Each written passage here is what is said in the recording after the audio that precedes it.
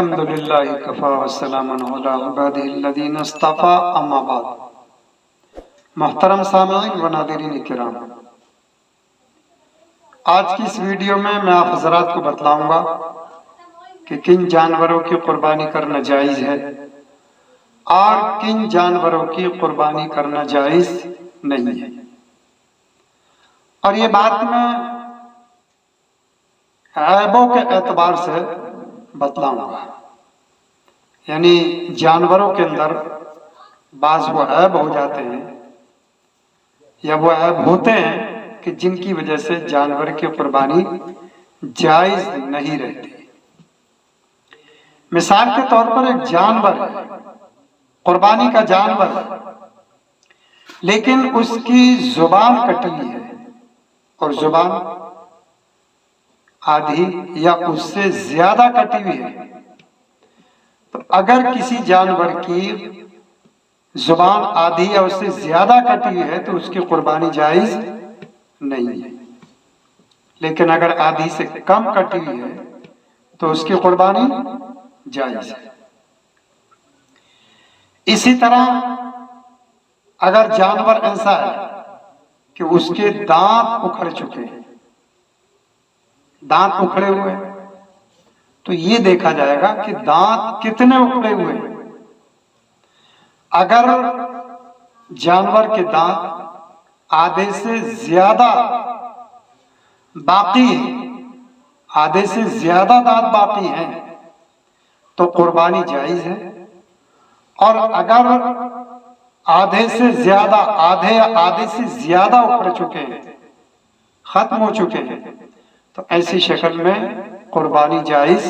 نہیں ہے۔ تو بہرحال اگر قربانی کے جانور کے دانت اگر آدھے سے زیادہ ہیں تو اس کی قربانی جائز ہے، اور اس سے کم ہے تو جائز نہیں ہے۔ اسی طرح سے ایک جانور ہے کہ جس جانور کے پیدائشی طور پر کان نہیں ہے، پیدائشی طور پر کان نہیں ہے، تو جس جانور کے پیدائشی طور پر کان نہیں ہے اس جانور کی قربانی بھی جائز نہیں ہے۔ اور اگر کان تو ہیں لیکن چھوٹے ہیں، کان ہیں لیکن چھوٹے ہیں، تب بھی قربانی جائز ہے۔ اسی طرح ایک جانور ہے کہ جس کے پیدائشی طور پر سینگ نہیں، پیدائشی طور پر سینگ نہیں، یا سینگ تو تھے لیکن وہ جڑ سے اکھڑ گئے، جڑ سے ٹوٹ گئے، تو اب قربانی جائز نہیں ہے، قربانی جائز نہیں۔ ہاں اگر سینگ تھے ٹوٹے لیکن وہ تھوڑے ٹوٹے ہیں، یعنی جڑ سے نہیں ٹوٹے، جڑ سے نہیں ٹوٹے، سینگوں کا کچھ حصہ باقی ہے تو اس کی قربانی جائز ہے۔ اسی طرح اگر ایسا جانور ہے کہ جس کے سینگ بچپن میں داغ دیے گئے اور داغنے کی وجہ سے اس کے سینگ نہیں نکل پائے تو اس کی قربانی بھی جائز ہے۔ اسی طرح اگر کوئی جانور اندھا ہے، کانا ہے، یا اسی طرح سے اس کے ایک آنکھ کی روشنی تہائی یا اس سے زیادہ جا چکی ہے تو اس کی قربانی بھی جائز نہیں ہے۔ یعنی اگر کوئی جانور اندھا ہے، کانا ہے، یا ایک آنکھ کی روشنی ایک تہائی یا اس سے زیادہ ختم ہو چکی ہے تو اس کی قربانی جائز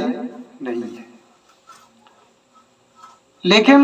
اگر جانور ایسا ہے کہ اس کی آنکھیں سفید ہیں، جسے معاشرے کے اندر لوگوں کے محاورے میں کسی کو کنجا کہتے ہیں، جس کی دونوں آنکھیں سفید ہوتی ہیں، یعنی جانور اندھا تو نہیں ہوتا لیکن آنکھیں سفید ہوتی ہیں، تو اس کی قربانی بھی جائز ہے۔ یا اسی طرح کوئی جانور بھینگا ہے، اس کی قربانی بھی جائز ہے، بھینگے جانور کی قربانی بھی جائز ہے. یا اسی طرح سے کسی جانور کے جبڑے کٹے ہوئے ہیں، کیا ہے؟ جبڑے کٹے ہوئے ہیں، تو جبڑے وہ دیکھے جائیں گے کہ کتنے کٹے ہوئے ہیں. اگر جبڑے کے 3 حصے کیے جائیں اور ایک حصہ یا اس سے زیادہ کٹا ہوا ہے، یعنی 3 حصوں میں ایک حصہ یا اس سے زیادہ کٹا ہوا ہے تو قربانی جائز نہیں، اور اگر کم کٹا ہوا ہے تو قربانی جائز ہے. ایسے کسی جانور کی دم کٹی ہوئی ہے، دم، تو اس میں بھی یہ دیکھا جائے گا کہ اگر دم کے ہم 3 حصے کریں اور وہ دم ایک حصہ کٹی ہوئی ہے یا ایک حصے سے زیادہ کٹی ہوئی ہے تو اس کی قربانی جائز نہیں، لیکن ایک حصے سے کم کٹی ہوئی ہے تو اس کی قربانی جائز ہے. اسی طرح سے ایک جانور ہے جو لنگڑا ہے، لنگڑا یعنی ایک ٹانگ سے لنگڑا ہے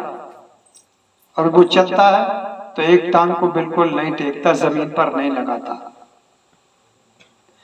یا لگاتا تو ہے لیکن اس سے سہارا بالکل نہیں لیتا.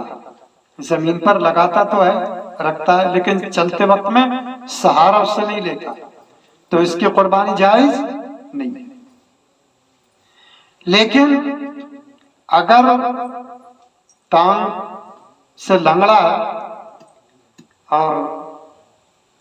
اس کو زمین پر ٹیکتا ہے اور سہارا لے کر چلتا ہے، یعنی تھوڑا اس سے سہارا لیتا ہے، تو اس کی قربانی جائز ہے، اس کی قربانی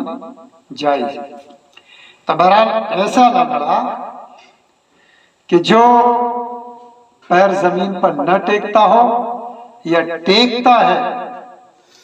تو اس پر سہارا نہ لیتا ہو تو اس کی قربانی جائز نہیں، لیکن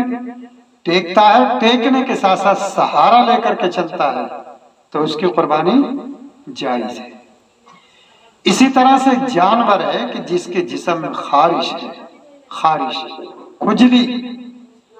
اگر وہ کھجلی صرف کھال پر ہے، اس کی کھال پر ہے، اس کا اثر کھال تک ہے تو اس کی قربانی جائز ہے. لیکن اگر اس کا اثر اندر تک پہنچ گیا،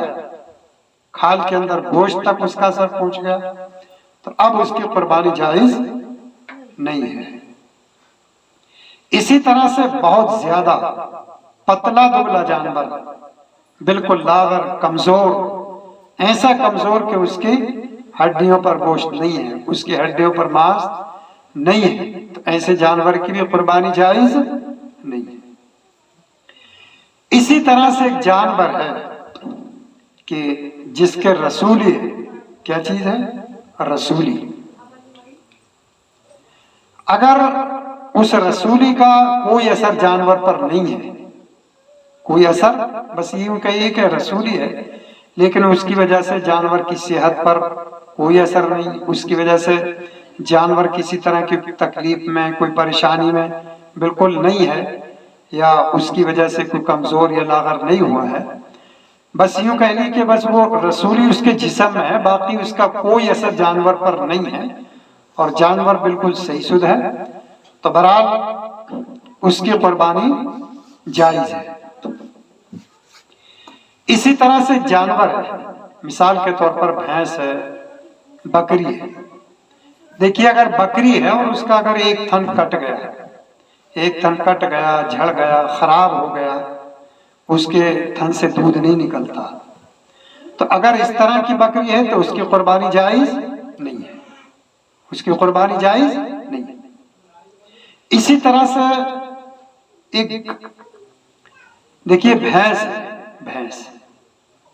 اگر اس کا ایک تھن خراب ہے، چاہے وہ کٹ گیا ہو یا اس طرح سے دودھ اس کے اندر نہ نکلتا ہو یا ایک تھن کے اندر کسی بھی طرح کی خرابی ہے، تو ایک تھن کی خرابی کی وجہ سے جانور کی قربانی جائز رہے گی. یعنی اگر ایک تھن خراب ہے تو اس کی قربانی جائز ہے بھینس کی، اور اگر بھینس کے 2 تھن خراب ہیں، 2، تو اس کی قربانی جائز نہیں ہے. تو بہرحال بھینس کے یا جس جانور کے بھی بہرحال 4 تھن ہوتے ہیں